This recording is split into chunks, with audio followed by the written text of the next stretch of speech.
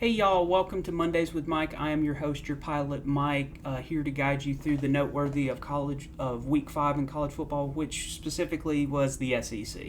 Before we jump in the games, let me give out some props. My Week 5 slinger was Alabama quarterback Jalen Milroe, who went 27 of 33 for 374 yards, 2 touchdowns. He did have 1 interception, but for good measure, he added 16 carries for 117 yards and 2 more touchdowns in a game I'll talk about in a minute.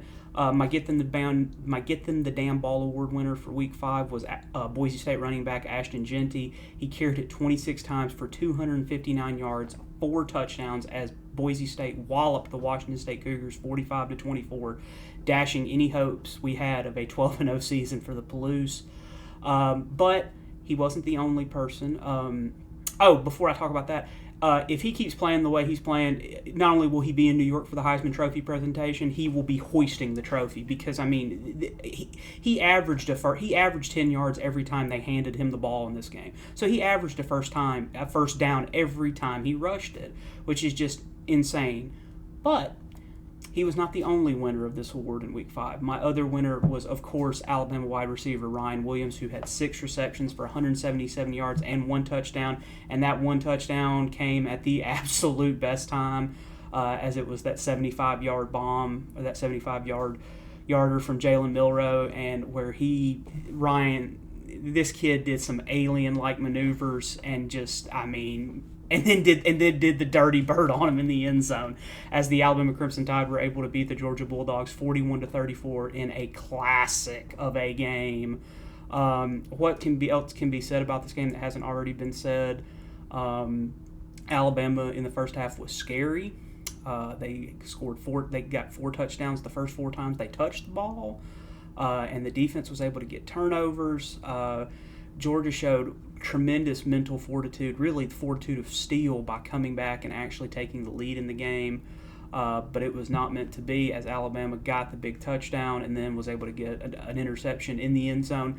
The last time Georgia beat Alabama in Tuscaloosa, it was actually in that end zone as well, in a pretty much the same spot, except this time Alabama got the interception to get the win.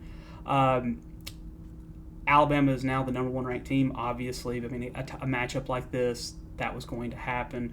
But, Kirby, I said, Kalen and Alabama, they out coach Kirby. I mean, it's like you don't get up 28-0 unless your game plan was damn good, and it was damn good.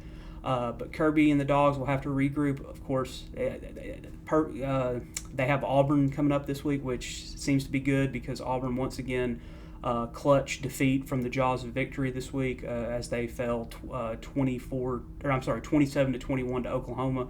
Auburn was up 21-10 in the fourth quarter, and they gave up 17 unanswered, including the game-winning pick 6 that Oklahoma then added a 2-point conversion on. But Auburn continues to turn the ball over, and now they have to go to Athens, and so good luck. Some other interesting games of note. Of course, Friday night in Miami, Miami was able to hold on against Virginia Tech after the touchdown was ruled incomplete. I don't know what happened. I'm sure I'll go ahead and say the kid didn't catch the ball, but just for fun, I'll say Virginia Tech. It was ruled a touchdown. There really wasn't anything to see that could rule it not to be a touchdown, and so I'll just go ahead and agree with the conspiracy theorists and say, yeah, they called the office in Charlotte and they said, yeah, you need to go ahead and make that an incomplete pass. But anyways, Miami got the W 38-34. And then we go to Oxford, where the Kentucky Wildcats beat the Rebels 20-17. And Mark Stoops made up for not going for it on 4th down a couple weeks ago against Georgia. They were down 17-13. It was 4th and 7 at his own 20, and he went for it, and Kentucky got their longest pass completion of the year for 63 yards.